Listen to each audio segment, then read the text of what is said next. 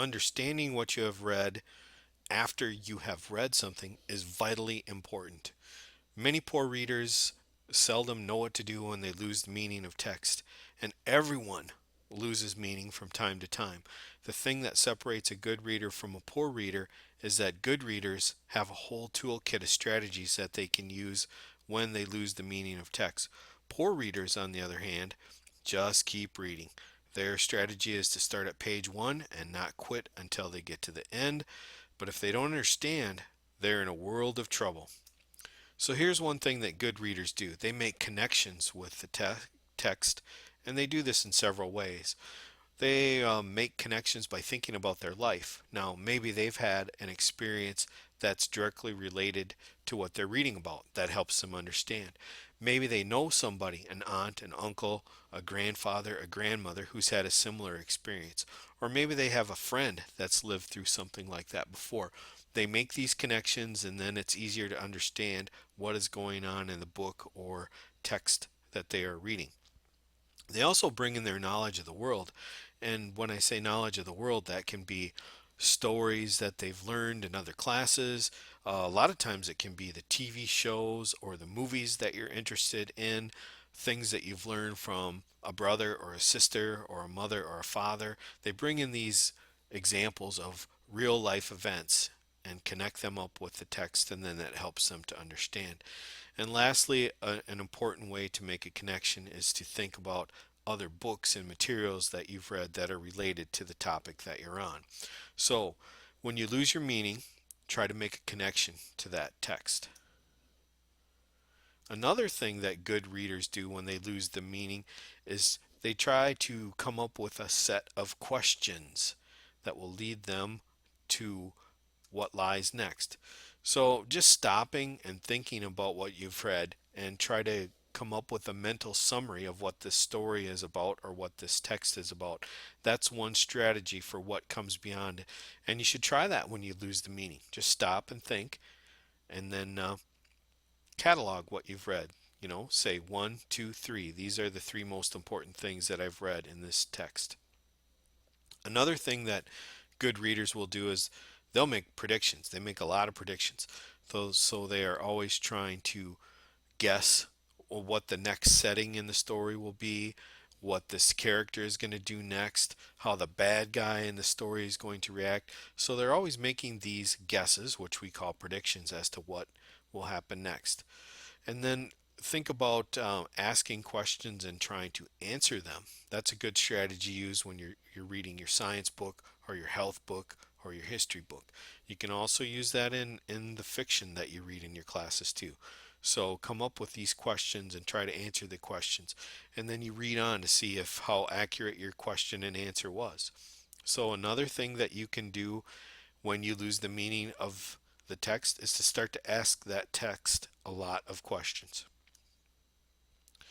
Still, another thing that you can do when you lose meaning is to use your senses. All right, one of the best strategies for remembering what it is that you've read is to take notes. And you can use two-column notes, where in the left-hand column you put down a vocabulary word or the name of a character or the setting, and then in the right-hand column you describe these things. And then another way to use your senses to help you keep meaning with the text is to visualize what you have read.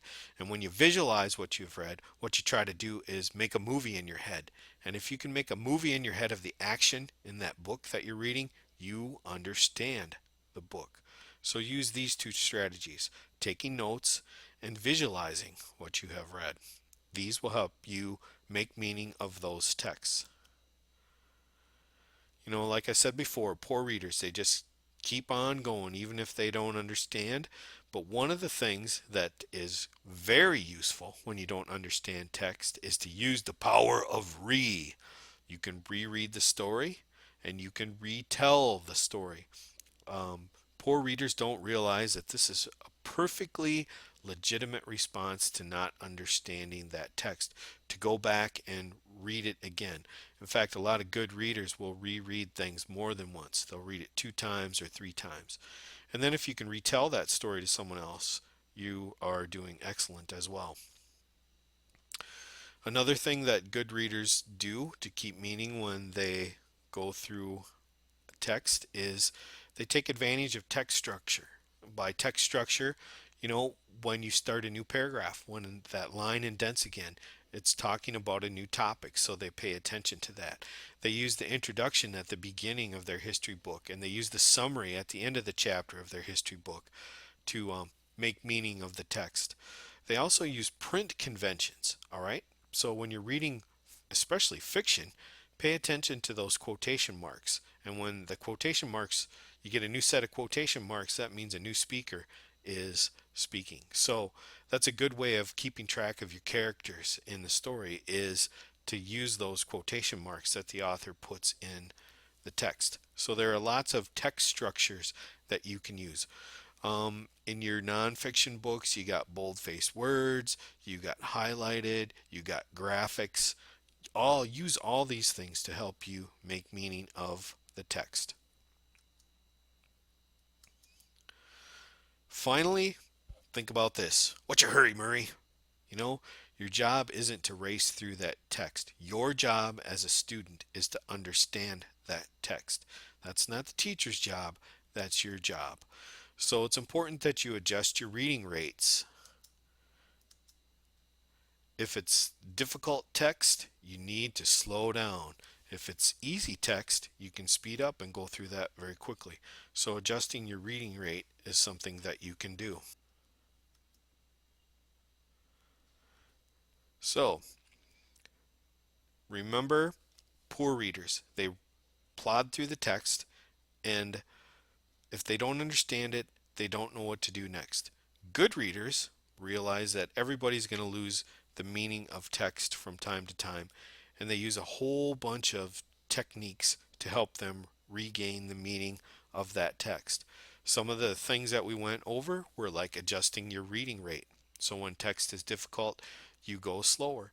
Another thing that good readers do to make sure they understand is they reread things. They'll read a text 2 times or 3 times so that they understand it. They will make connections with the text. They might go to an expert. They might know a family member who's had a similar experience. They might have read a book that's similar to the book that they're reading. And they use all of these to make connections. They also use their senses. You know, that's another strategy that good readers do to keep the meaning of text. They try to make a movie of what's going on in the book in their mind, or they retell the story to someone else. So try to use these strategies when you are reading.